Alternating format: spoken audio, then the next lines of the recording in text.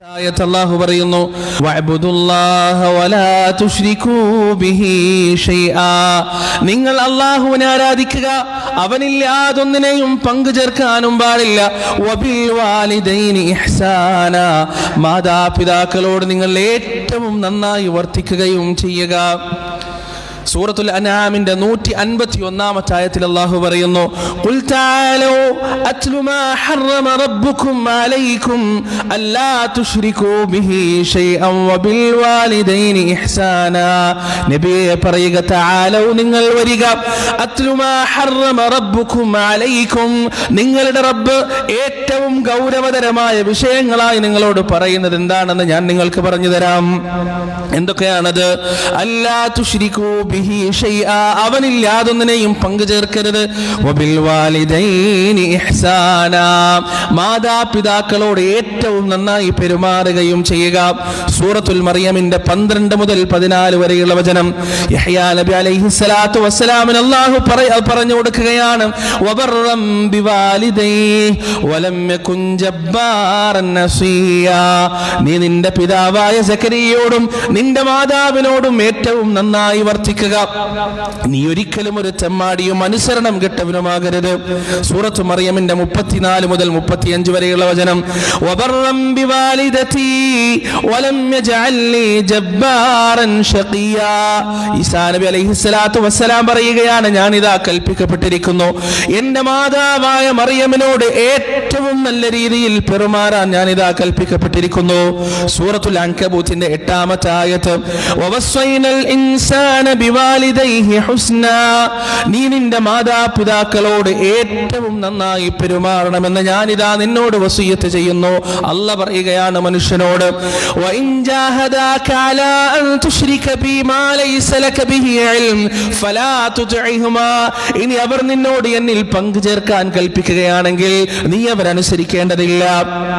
സൂറത്തുൽ ലുഖ്മാനിന്റെ 14-ാമത്തെ ആയത്തിലൂടെ അല്ലാഹു പറയുന്നു, വവസ്സൈനൽ ഇൻസാന ബിവാലിദൈഹി ഹമലത്ഹു ഉമ്മുഹു വഹ്നൻ അലാ വഹ്നിൻ വഫിസാലുഹു ഫി ആമൈൻ അനിഷ്കുർ ലീ വലിവാലിദൈക ഇലയ്യൽ മസീർ, മനുഷ്യനോട് ഞാൻ വസിയ്യത്ത് ചെയ്യുന്നു അവന്റെ മാതാപിതാക്കളോട് നന്മയിൽ വർത്തിക്കാൻ. കാരണം പ്രയാസങ്ങൾക്ക് മേൽ പ്രയാസം സഹിച്ചിട്ടാണ് അവന്റെ ഉമ്മ അവനെ ഗർഭം ചുമന്നത്. മാത്രമല്ല അവന് 2 വർഷം മുലയൂട്ടിയതും ഒരുപാട് പ്രയാസങ്ങൾക്ക് നടുവിലൂടെയാണ്. സൂറത്തുൽ അഹ്കാഫിന്റെ 15-ാമത്തെ വചനത്തിലൂടെ അല്ലാഹു പറയുന്നു, വവസ്സൈനൽ ഇൻസാന ബിവാലിദൈഹി ഹമലത്ഹു ഉമ്മുഹു കുർഹൻ അലാ കുർഹ്, നിന്റെ ഉമ്മയോടും മാതാപിതാക്കളോട് ഏറ്റവും നന്നായി പെരുമാറാൻ മനുഷ്യനോട് ഞാൻ കൽപ്പിക്കുന്നു. കാരണം അവന്റെ ഉമ്മ അവന് ഗർഭം ചുമന്നത് അങ്ങേയറ്റം പ്രയാസം അനുഭവിച്ചിട്ടാണ്. ഇനിയും ആയത്തുകളുണ്ട്, എത്രയോ ആയത്തുകളിലൂടെ അല്ലാഹു സുബ്ഹാനഹു വ തആല മാതാപിതാക്കളോട് നീ ഏറ്റവും നന്നായി വർത്തിക്കണമെന്ന് ആവർത്തിച്ച് മനുഷ്യനെ പഠിപ്പിക്കുന്നു. എന്താ കാരണം? ചിന്തിച്ചിട്ടുണ്ടോ പെങ്ങളെയും? എപ്പോഴെങ്കിലും ആലോചിച്ചിട്ടുണ്ടോ? പടച്ചോനറിയാം ഈ ഉമ്മയും വാപ്പയും, നീ ഇന്ന് 15, 20, 30, 40 വയസ്സുള്ള ഒരു മനുഷ്യനായി 2 കാലിൽ നിവർന്നു നിന്ന് അന്തസ്സോടെ ആഭിജാത്യത്തോടെ നീ ജീവിക്കുന്നതിന് ആ 2 മനസ്സുകളിൽ നിന്നും ശരീരത്തിൽ നിന്നും പൊഴിഞ്ഞുപോയ കാലങ്ങൾ എത്രയാണ്, ഉതിർന്നു വീണ കണ്ണുനീർ എത്രയാണ്, പ്രയാസങ്ങൾ എത്രയാണെന്ന് ഏറ്റവും നന്നായി അറിയുന്നവൻ അല്ലാഹുവാണ്. അതുകൊണ്ടാണ് പടച്ചോൻ പറഞ്ഞത് വവസ്സൈനൽ ഇൻസാൻ, ഞാൻ വസിയത്ത് ചെയ്യുന്നതാണ്, കൽപ്പനയല്ല, വസിയത്താണ്, ഒരിക്കലും ലംഘിക്കാൻ പാടില്ല. അത്രക്ക് ഗൗരവത്തോടെയാണ് അല്ലാഹു സുബ്ഹാനഹു വ തആല പറഞ്ഞിട്ടുള്ളത്. ഇവിടെ അല്ലാഹു ഹമലത്ഹു ഉമ്മുഹു വഹ്നൻ അലാ വഹ്ൻ, വഹ്നിന്റെ മേൽ വഹ്ൻ അനുഭവിച്ചിട്ടാണ് അവന്റെ ഉമ്മ അവനെ ചുമന്നത്. എന്താണ് വഹ്ൻ എന്ന് പറഞ്ഞാൽ പ്രിയപ്പെട്ടവരെ, ഒരു മനുഷ്യൻ അനുഭവിക്കുന്ന ഏറ്റവും വലിയ പ്രയാസമാണിത്. നമുക്ക് പറഞ്ഞറിയിക്കേണ്ട കാര്യം, ഒരു മനുഷ്യൻ, ഒരു പെണ്ണ് പ്രസവത്തിന്റെ സമയത്ത് അനുഭവിക്കുന്ന പ്രയാസം യഥാർത്ഥത്തിൽ മനസ്സിലാവും അവന്റെ കല്യാണം കഴിഞ്ഞ അവന്റെ ഭാര്യ ഗർഭിണിയായാലാണ്. അപ്പോഴാണ് അവൻ നേർക്കുനേരെ കാണുന്നത്. സ്വന്തം ഉമ്മ അനുഭവിച്ച പ്രയാസങ്ങളൊന്നും കാണാനുള്ള അവസരം പടച്ചോൻ അവന് കൊടുത്തിട്ടില്ല. ഒന്ന് കിടക്കാൻ, ഒന്ന് ഇരിക്കാൻ, ഒന്ന് കഴിക്കാൻ, ഒന്ന് കുടിക്കാൻ, ഒന്ന് നടക്കാൻ, ഇഷ്ടമുള്ള എന്ത് കാര്യമാണ് പ്രിയപ്പെട്ടവരെ നമ്മുടെ ഉമ്മാക്ക് നമ്മെ ചുമക്കുന്ന സമയം കഴിഞ്ഞത്. പണ്ട് ഒരു ഉദാഹരണം പറയാറുണ്ട്, നമ്മുടെ ചെവിയിലേക്ക് ഒരു പ്രാണി പോയി എന്ന് വിചാരിക്കാം. പണ്ടേ പറയുന്ന നമ്മൾ കേൾക്കുന്ന ഉദാഹരണമാണ്. നമ്മുടെ ചെവിയിലേക്ക് ഒരു പ്രാണി പോയി എന്ന് വിചാരിക്കാം. അതങ്ങനെ ചെവിയിൽ കിടന്നിട്ട് ഇങ്ങനെ നമ്മളിങ്ങനെ പ്രയാസപ്പെടുത്തി ബുദ്ധിമുട്ടിച്ച് കുറേ ദിവസം അവിടെ ഇങ്ങനെ കിടന്ന്, എന്നിട്ട് മൂപ്പർ ഇങ്ങനെ ഒരു 3-4 ദിവസം കഴിയുമ്പോൾ ഇങ്ങനെ പുറത്തേക്ക് വന്നാൽ നമ്മൾ എന്താ പ്രാണിനെ ചെയ്യുക? എടുത്തു മുത്തുവോ? അല്ലെങ്കിൽ ആ മോനെ താരാട്ടുപാടും അതിനെ എന്താണ് നമ്മളതിനെ ചെയ്യുക? മനുഷ്യന്റെ സ്വാഭാവികമായ അടിച്ച് അതിനെ കൊല്ലും. ഇനി ഓരോരാളുടെ സൈക്കോപാത്തിക് ലെവൽ അനുസരിച്ച് അത് ഈ 3 ദിവസം മോന് കൊടുത്ത വേദന തിരിച്ച് അതിന് എങ്ങനെ കൊടുക്കാൻ പറ്റുന്നോ ഗവേഷണം നടത്തും. അതാണ് ചെയ്യുക. ഉമ്മ അനുഭവിച്ച പ്രയാസം എത്രയാണ്? ഈ 9 മാസം. നമ്മൾക്ക് നമ്മുടെ വീട്ടിലെ പെങ്ങന്മാരും നമ്മുടെ ഭാര്യമാരൊക്കെ ഗർഭം ചുമക്കുന്ന സമയം അവരനുഭവിക്കുന്ന പ്രയാസങ്ങൾ നമ്മൾ കാണുന്നത്. രാവിലെ എഴുന്നേറ്റാൽ തുടങ്ങും, എന്തെങ്കിലും ഒരു ഭക്ഷണം കഴിച്ചാൽ തുടങ്ങും മാനസിക പിരിമുറുക്കങ്ങൾ. ഒരു ഭാഗത്ത് ഒരു പേന താഴേക്ക് വീണാൽ അതൊന്ന് കുനിഞ്ഞെടുക്കാൻ പറ്റൂല, അത്രമാത്രം പ്രയാസം. പോട്ടെ, ഈ പ്രയാസങ്ങളൊക്കെ കഴിഞ്ഞിട്ട് ആശുപത്രിയിൽ കൊണ്ടുപോകുന്ന ഒരു രംഗമുണ്ട്. മരണവേദന സഹിച്ചിട്ടാണത്. മരണവേദന സഹിച്ചിട്ട് കൊണ്ടുപോയിട്ടുണ്ട് ഗർഭിണികളായ ആളുകളെ. വേദന വന്നിട്ട് ഹോസ്പിറ്റലിലേക്ക് കൊണ്ടുപോകുമ്പോൾ ആ കാർ ഓടിക്കുന്ന മനുഷ്യന്റെ കൈകൾ വിറക്കും. നമുക്ക് കണ്ടു നിൽക്കാൻ കഴിയില്ല. അത് അത്രയും പ്രയാസം. ആ വേദന മുഴുവൻ എത്രയോ എല്ലുകളെ ശരീരത്ത് ഒരുമിച്ച് നുറുങ്ങുന്നതിന്റെ വേദനയാണ് അത്ര ഒരു പ്രസവം നടത്തുമുണ്ടാവുക. ഈ വേദന മുഴുവൻ തന്നിട്ടൊരു കുഞ്ഞ് പുറത്തേക്ക് വരുമ്പോൾ ആ ഉമ്മ, പ്രസവിച്ച് തളർന്ന മാതാവ്, ആ കുഞ്ഞിനെ കൈ കിട്ടുമ്പോൾ പ്രിയപ്പെട്ടവരെ, നമ്മുടെ ചെവിയിൽ നിന്ന് പ്രാണി പുറത്തേക്ക് വന്ന പോലെയുള്ള ഒരു മനോനിലയോടുകൂടിയാണ് ഉമ്മ ആ കുഞ്ഞിനെ സ്വീകരിക്കുന്നത്. അല്ലല്ലോ, സ്നേഹവായ്പോടുകൂടി വാത്സല്യത്തിന്റെ പാരമ്യതയിലാണ് ആ ഉമ്മ കുഞ്ഞിനെ സ്വീകരിക്കുന്നത്. എന്നിട്ട് നെഞ്ചോട് ചേർത്ത് പിടിക്കുന്നു. പിന്നെ അതിൻ്റെ ഓരോ ഉമ്മമാർ ഈ കുട്ടികളുടെ ഓരോ കളികളും ഓരോ അനക്കങ്ങളും ഓരോ മുഖഭാവങ്ങളും അവർക്ക് വലിയ ആസ്വാദനാണ്. ഇപ്പോൾ പിന്നെ ഒരു കുട്ടിയൊന്ന് ചെറുതായിട്ടൊന്ന് ഒച്ച ഉണ്ടാക്കിയാൽ ഉമ്മ പറയും, ഓ കണ്ടോ കണ്ടോ. നമുക്ക് വലിയ അത്ഭുതമൊന്നും തോന്നില്ല ചിലപ്പോൾ, പക്ഷെ അവരെ സംബന്ധിച്ചിടത്തോളം അത് വലിയ സംഗതിയാണ്, വലിയ കാര്യം. നമ്മൾ പറയും കൈ വളരുന്നോ കാല് വളരുന്നോ നോക്കിയിട്ടാണ് ഓരോ ഉമ്മയും കുട്ടികളെ വളർത്തുക. ഉറങ്ങാൻ പറ്റുമോ? ശരിക്ക് ഉറങ്ങാൻ പറ്റുമോ? പാല് കൊടുത്തെങ്ങാനും ഉറങ്ങിപ്പോയാൽ ഞെട്ടി എഴുന്നേൽക്കും. കാരണം കുട്ടിയുടെ മുഖത്ത് തുണി വീണിട്ടുണ്ടോ, വേറെന്തെങ്കിലും പ്രയാസങ്ങളുണ്ടോ? ഇനി കരയാൻ അങ്ങോട്ട് തുടങ്ങിയാലോ, ഇതെന്തിനാണ് കരയണതെന്ന് പറയാൻ ഈ കുട്ടിക്ക് പറ്റോ? വയറുവേദനയായിരിക്കും, തലവേദനയായിരിക്കും. കരച്ചിൽ നിർത്തുന്നില്ലെങ്കിൽ പിന്നെ നട്ടപ്പാതിരാക്ക് ഡോക്ടറെ അടുത്ത് ഓടലായി, അവിടുന്ന് ബേജാറായി, പ്രയാസമായി. ഡോക്ടർമാർ എത്ര ചീത്ത പറഞ്ഞാലും എത്ര ശകാരിച്ചാലും ആ ഡോക്ടർ മുന്നിൽ തലതാഴ്ത്തി നിൽക്കാൻ, തൻ്റെ കുഞ്ഞിൻ്റെ മറ്റുള്ളവരുടെ മുന്നിൽ വളരെ സ്ട്രോങ് ആയി നിൽക്കുന്ന ആളായിരിക്കും, പക്ഷെ തൻ്റെ കുഞ്ഞിൻ്റെ ഭാവിയും ആരോഗ്യത്തോർത്ത് ഒരു ഉപ്പ എത്ര വേണമെങ്കിലും തലതാഴ്ത്തും, ഒരു ഉമ്മ എത്ര വേണമെങ്കിലും കേൾക്കും. ആ മക്കളുടെ വിദ്യാഭ്യാസത്തിന് വേണ്ടി ഏത് സ്കൂളിന്റെ മാനേജ്മെന്റിലും പോയിട്ട് തലതാഴ്ത്തി എരന്നു നിൽക്കും ഉമ്മയും ഉപ്പയും. നമ്മൾ കാണുന്നതല്ലേ ആ കാഴ്ചകൾ പ്രിയപ്പെട്ടവരെ. ആ ഉമ്മ ലേബർ റൂമിന്റെ ഉള്ളിൽ പ്രസവിക്കുന്ന സമയം അതോ അതിനോളം വരുന്ന വേദന മനസ്സിൽ അനുഭവിച്ചിട്ടാണ് ഉപ്പ പുറത്ത് കാത്തിരിക്കുന്നത്, ആ മകനൊന്ന് കാണാൻ വേണ്ടി, മകളൊന്ന് കാണാൻ വേണ്ടി. അവിടുന്ന് അങ്ങോട്ട് അവരുടെ ജീവിതം പ്രിയപ്പെട്ടവരെ യഥാർത്ഥത്തിൽ കഴുതകളുടെ ജീവിതമാണ്, ഭാരം ചുമക്കുന്ന കഴുതകളുടെ ജീവിതം അല്ലേ? ഉമ്മയും ഉപ്പയും നമുക്ക് വേണ്ടിയാണ് കഴുതകളായത്, നമുക്ക് വേണ്ടിയാണ് മൃഗങ്ങളായത്. അവരുടെ സുഖങ്ങൾ വേണ്ടാന്ന് വെച്ചത്, അവരുടെ സന്തോഷങ്ങൾ വേണ്ടാന്ന് വെച്ചത്, എല്ലാം ത്യജിച്ചത്, ഉറക്കം വേണ്ടാന്ന് വെച്ചത്, ഊണ് വേണ്ടാന്ന് വെച്ചത്. കണ്ടിട്ടില്ലേ പ്രവാസ ജീവിതത്തിൽ പല ആളുകളെയും അന്തസ് ഇവിടെ ഈ നാട്ടിൽ വീട്ടിന്റെ ഉള്ളിൽ പെട്ടിയിൽ അടച്ചു വെച്ചിട്ടാണ് പല ആളുകളും ഗൾഫിലേക്ക് പോകുന്നത്. അറബി മുഖത്തേക്ക് കാർക്കിച്ച് തുപ്പിയാലും ആ ഉമിനീര്, ആ തുപ്പൽ കൈകൊണ്ട് തുടച്ചിട്ട് ഒരു ചമ്മിയ ചിരിച്ചിരിക്കും, എന്നിട്ട് വീണ്ടും പണിയെടുക്കും. എന്തിനാണെന്നറിയോ? വയറിന്റെ പശിയടക്കാനല്ല. മാസത്തിൽ 1-ാം തീയതിയാകുമ്പോ തന്റെ പണം കാത്തിരിക്കുന്ന പിറക്കമുറ്റാത്ത തന്റെ മക്കളുണ്ട് നാട്ടിൽ, പഠിക്കുന്ന മക്കളുണ്ട് നാട്ടിൽ, തന്നെ കാത്തിരിക്കുന്ന ഭാര്യയുണ്ട് നാട്ടിൽ. അവർക്ക് വേണ്ടിയിട്ടാണ് ഈ കോമാളി വേഷങ്ങൾ മുഴുവനും കെട്ടുന്നത്. നാട്ടിലെ കല്യാണങ്ങൾ നടക്കുമ്പോ വീഡിയോ കോൾ വിളിച്ചിട്ട് ആ വീഡിയോ കോളിലൂടെ നിറകണ്ണുകളുമായി ഒന്ന് ആ ഫോൺ ഇങ്ങോട്ട് മാറ്റിപ്പിടിച്ചിട്ട് പല ഉപ്പമാരും കണ്ണ് തുടക്കുന്നുണ്ടാവും. പെരുന്നാൾ നടക്കുന്നുണ്ട്, കുടിയൽ നടക്കുന്നുണ്ട്, കല്യാണാഘോഷങ്ങൾ നടക്കുന്നുണ്ട്, എല്ലാം നടക്കുന്നുണ്ട്. അതിനൊന്നും പങ്കെടുക്കാതെ ഈ പിതാക്കന്മാർ അറബിയുടെ ആട്ടും തുപ്പലുമേറ്റ് ഒരു സെക്കൻഡറി സിറ്റിസണായി, ഒന്ന് അന്തസ് പോലും ഇല്ലാത്ത പല പണികളും എടുക്കുന്നത് സ്വന്തം മക്കളെ പോറ്റി വളർത്തുന്നതിന് വേണ്ടി തന്നെയാണ് പ്രിയപ്പെട്ടവരെ. അതവർക്കൊരു പ്രയാസമായിട്ട് തോന്നിയിട്ടില്ല. രാവിലെ മുതൽ വൈകുന്നേരം വരെ 12ഉം 13ഉം മണിക്കൂർ പണിയെടുത്ത് വായിക്ക് രുചിയുള്ള ഒരു ഭക്ഷണം പോലും കഴിക്കാൻ കഴിയാതെ റൂമിൽ വന്ന് തിരിച്ച് കിടന്നുറങ്ങുമ്പോ ആ മക്കളുടെ 2 സംസാരം മാത്രം മതി, ആ മക്കളുടെ 2 വാക്കുകൾ മാത്രം മതി. കഴിഞ്ഞ മണിക്കൂറുകളിൽ അയാൾ അനുഭവിച്ച ചൂട് മുഴുവൻ ആ മനുഷ്യൻ മറക്കാൻ. കഴിഞ്ഞ മണിക്കൂറുകളിൽ ആ മനുഷ്യൻ സഹിച്ച പ്രയാസങ്ങൾ മുഴുവൻ ഒരു നിമിഷം മറക്കാൻ. അതുപോലെ തന്നെ നമ്മുടെ ഉമ്മയും ദാരിദ്ര്യം അറിയിച്ചു തന്നിട്ടില്ല. അടുപ്പിൽ പുകയാത്ത സമയത്ത് പോലും മറ്റുള്ളവരുടെ മുന്നിൽ ഇരന്നിട്ട് സ്വന്തം മക്കളുടെ പശിയടക്കിയ മാതാക്കളുണ്ട്. പിതാക്കൾ മരിച്ചുപോയി പറക്കമുറ്റാത്ത മക്കളെ പോറ്റു വളർത്തുന്നതിന് വേണ്ടി അന്യന്റെ വീട്ടിലെ പാത്രത്തിന്റെ എച്ചിൽ കഴുകി അവിടെയും തന്റെ അന്തസ് പണയം വെച്ച് തന്റെ മക്കൾ പട്ടിണി കിടക്കരുത്, അവർ പ്രയാസപ്പെടരുത് എന്ന് നിർബന്ധം പിടിക്കുന്ന മാതാപിതാക്കളുണ്ട്. ഈ സംവിധാനം മാതാപിതാക്കളുടെ മനസ്സിലേക്ക് ഇട്ടുകൊടുത്തത് അള്ളാഹുവാണ്. എത്ര ആത്മാർത്ഥമായിട്ടാണ് പടച്ചോൻ ഈ മാതാപിതാക്കൾ മക്കൾക്ക് നൽകിയ സ്നേഹമെന്ന് അറിയുന്നവനാണ് റബ്ബ്. അതുകൊണ്ടാണ് റബ്ബ് പറഞ്ഞത് വവസ്സൈനൽ ഇൻസാന ബിവാലിദൈഹി ഇഹ്സാന. മനുഷ്യരോട് നാം കൽപ്പിക്കുന്നു, വസിയത്ത് ചെയ്യുന്നു അവരുടെ മാതാപിതാക്കളോട് ഏറ്റവും നല്ല രീതിയിൽ പെരുമാറാൻ.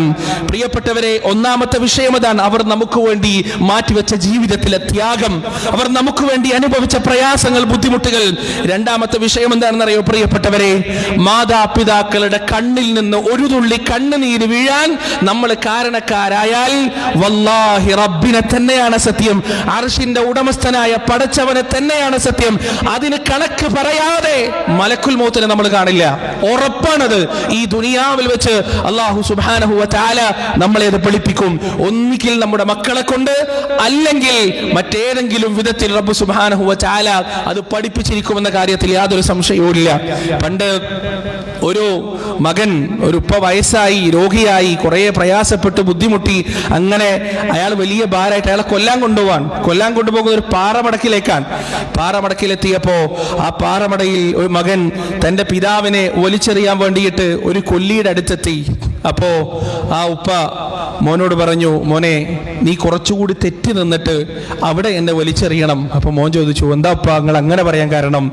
അപ്പോ ഉപ്പ മറുപടി പറഞ്ഞത്രേ, ഇവിടുന്ന് കുറച്ച് മാറി ആ സ്ഥലത്ത് നിന്നാണ് ഞാൻ എൻ്റെ ഉപ്പാനെ വർഷങ്ങൾക്ക് മുമ്പ് വലിച്ചെറിഞ്ഞത്, അതുകൊണ്ട് അവിടെ നിന്ന് തന്നെ നീ എന്നെ വലിച്ചെറിയണം എന്ന് പറഞ്ഞു എന്നാണ്.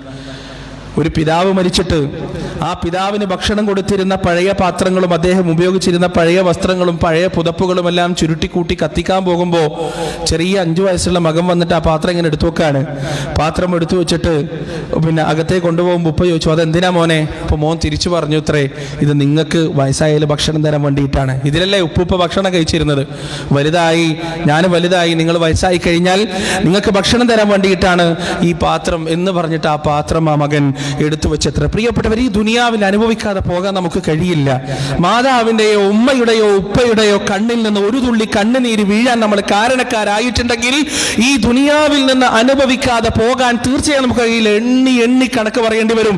അതിന് ഒരുപാട് ഉദാഹരണങ്ങൾ നമ്മുടെ മുന്നിലുണ്ട് പ്രിയപ്പെട്ടവരെ. ജുറൈദ് എന്ന് പറയുന്ന ആബിദായ മനുഷ്യൻ, സദാസമയവും അല്ലാഹുവിനെ ഇബാദത്ത് ചെയ്തിരുന്ന മനുഷ്യൻ, അദ്ദേഹം ഉമ്മാനെ ബുദ്ധിമുട്ടിച്ചിട്ടൊന്നുമില്ല, ഉമ്മാനെ പ്രയാസപ്പെടുത്തിയിട്ടൊന്നുമില്ല, തെറി വിളിച്ചിട്ടൊന്നുമില്ല. പിന്നെന്താണ് സംഭവം? അദ്ദേഹം നമസ്കരിച്ചു കൊണ്ടിരിക്കുമ്പോ ഉമ്മ പുറത്തുനിന്ന് വന്ന് വിളിച്ചു, മോനെ. നിസ്കാരത്തിലായോണ്ട് മറുപടി പറയാൻ കഴിഞ്ഞിട്ടില്ല. 3 ദിവസം ഇത് ആവർത്തിച്ചു. ആ മാതൃ മനസ്സ് വേദനിച്ചു. അവർ പറഞ്ഞു, അള്ളാഹു ഒരു വേശ്യയുടെ ആരോപണം നിന്നിൽ ഏൽപ്പിച്ചിട്ടല്ലാതെ നീ മരിക്കില്ല എന്ന് അവർ ശപിച്ചു. ആ ശാപം വളരെ കൃത്യമായി ജുറൈജിന്റെ ജീവിതത്തിൽ ആ ഉമ്മയുടെ മരണശേഷം കണ്ടെത്തി എന്നുള്ളതാണ്, വന്നു എന്നുള്ളതാണ്. ആ നാട്ടിലെ വളരെ വൃത്തികെട്ട ഒരു അഭിസാരിക, അവർക്ക് ജനിച്ച കുഞ്ഞിന്റെ പിതൃത്വം ഈ ജുറൈജ് എന്ന് പറയുന്ന മഹാനുഭവന്റെ മനുഷ്യന്റെ മേലെ കെട്ടിവെച്ചു. ആളുകൾ ജുറൈജിന്റെ മിഹ്റാബിന്റെ മുന്നിൽ തടിച്ചുകൂടി. ഇതായിരുന്നല്ലേ നിന്റെ യഥാർത്ഥ സ്വഭാവം, നീ പകൽമാന്യനായിരുന്നല്ലേ എന്ന് പറഞ്ഞ ആളുകൾ കുത്തുവാക്ക് പറയാൻ തുടങ്ങി. അവസാനം അത്ഭുതകരമായ രീതിയിലാണ് അല്ലാഹു സുബ്ഹാനഹു വ തആല ജുറൈജ് എന്ന് പറയുന്ന ആബിദായ മനുഷ്യനെ ആരോപണത്തിൽ രക്ഷിച്ചത്. നമ്മുടെ ഉമ്മയുടെയോ ഉപ്പയുടെയോ ഹൃദയം ഒരു നിമിഷം, ഒരു പക്ഷെ അവർ വാക്കുകൊണ്ട് പറയില്ലായിരിക്കാം പ്രിയപ്പെട്ടവരെ, അവർ ശപിക്കില്ലായിരിക്കാം, പക്ഷേ അള്ളാഹു നോക്കുന്നത് ഹൃദയത്തിലേക്കാണ്, മനസ്സിലേക്കാണ്. ആ മനസ്സ് നീറിയിട്ടുണ്ടെങ്കിൽ, ആ മനസ്സ് വേദനിച്ചിട്ടുണ്ടെങ്കിൽ ആ വേദന പ്രാർത്ഥനയായി പടച്ചോൻ എടുക്കുകയും ചെയ്യും, ഈ ദുനിയാവിൽ വെച്ച് തന്നെ അത് തരുകയും ചെയ്യും. പല ആളുകളെയും നിങ്ങൾ നോക്കിക്കോ, ജീവിതത്തിൽ പ്രയാസപ്പെടുന്ന ഒരു മൃഗത്തിന്റെ വില പോലും ഇല്ലാതെ, നാട്ടാർക്കും വേണ്ടാതെ, വീട്ടാർക്കും വേണ്ടാതെ, പരിചയക്കാർക്കും വേണ്ടാതെ, ഒരു വിലയുമില്ലാതെ നാട്ടിൽ നടക്കുന്ന മനുഷ്യന്മാരുടെ പാസ്റ്റ് നിങ്ങളൊന്ന് അന്വേഷിച്ച് നോക്കണം, ഭൂതകാലം നിങ്ങളൊന്ന് അന്വേഷിച്ച് നോക്കണം. മാതാപിതാക്കളുടെ നിന്ദിച്ചവനായിരിക്കും. ഹുഖൂഖുൽ വാലിദൈൻ, മാതാപിതാക്കളുടെ നിന്ദിക്കുക എന്നത് വൻപാപത്തിൽ എണ്ണിയിട്ടുണ്ട് റസൂലുള്ളാഹി സ്വല്ലല്ലാഹു അലൈഹി വസല്ലം.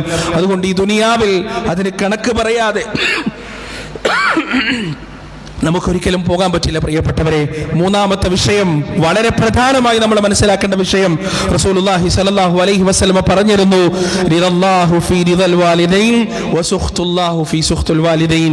നിനക്ക് അല്ലാഹുവിന്റെ തൃപ്തി വേണോ? മാതാപിതാക്കളുടെ തൃപ്തിയിൽ അതുണ്ട്. നിനക്ക് അല്ലാഹുവിന്റെ വെറുപ്പ് വേണോ? മാതാപിതാക്കളുടെ വെറുപ്പിലും അതുണ്ട് എന്ന് റസൂലുള്ളാഹി സ്വല്ലല്ലാഹു അലൈഹി വസല്ലം. അൽ വാലിദു ഔസതു മിൻ അബ്വാബിൽ ജന്ന, സ്വർഗ്ഗത്തിന്റെ നടുവിലുള്ള ാണ് മാതാപിതാക്കൾ എന്ന് റസൂലുള്ളാഹി സ്വല്ലല്ലാഹു അലൈഹി വസല്ലം. അബ്ദുല്ലാഹ് ഇബ്നു സുബൈർ റളിയല്ലാഹു അൻഹുവിന്റെ മകൻ, അദ്ദേഹം മരിച്ചപ്പോ ആ മകന്റെ കണ്ണിൽ നിന്ന് ഇങ്ങനെ കണ്ണുനീര് ധാരധാരയായി ഒഴുകാണ്. ആളുകൾ ചോദിച്ചു, മോനെ നീ എന്താണ് ഇങ്ങനെ കരയുന്നത്? എന്താണ് നിന്നെ ഇങ്ങനെ പ്രയാസപ്പെടുത്തുന്നത്? ആ മകൻ പറഞ്ഞു, അത്രേ, എനിക്ക് എന്റെ വാപ്പ മരിച്ചതിലുള്ള ദുഃഖമല്ല, പക്ഷേ സ്വർഗത്തിലേക്കുള്ള ഒരു വാതിൽ അടഞ്ഞുപോയി എന്ന് ചിന്തിക്കുമ്പോ എനിക്ക് സഹിക്കാൻ പറ്റുന്നില്ല, എന്റെ പ്രയാസത്തെ എനിക്ക് നിയന്ത്രിക്കാൻ കഴിയുന്നില്ല എന്നാണ് ആ മനുഷ്യൻ മറുപടി പറഞ്ഞത്. യമനിൽ നിന്ന് ഒരു മനുഷ്യൻ, ഒരു സഹാബി റസൂലിനെ കാണാൻ വന്നു. എന്നിട്ട് നബി സല്ലല്ലാഹു അലൈഹി വസല്ലമയോട് പറഞ്ഞു, യാ റസൂലല്ലാഹ് ജിഅ്തുക മിൻ യമൻ, ഞാൻ യമനിൽ നിന്നാണ് അങ്ങയുടെ അടുത്തേക്ക് വരുന്നത്, ഇസ്ലാം സ്വീകരിക്കാൻ, അങ്ങയുടെ കൂടെ പ്രവർത്തിക്കാൻ, ജിഹാദ് ചെയ്യാൻ, യുദ്ധം ചെയ്യാൻ, ഷഹീദാവാൻ. ഞാൻ യമനിൽ എന്റെ മാതാപിതാക്കളെ ഉപേക്ഷിച്ചിട്ടാണ് വന്നത്.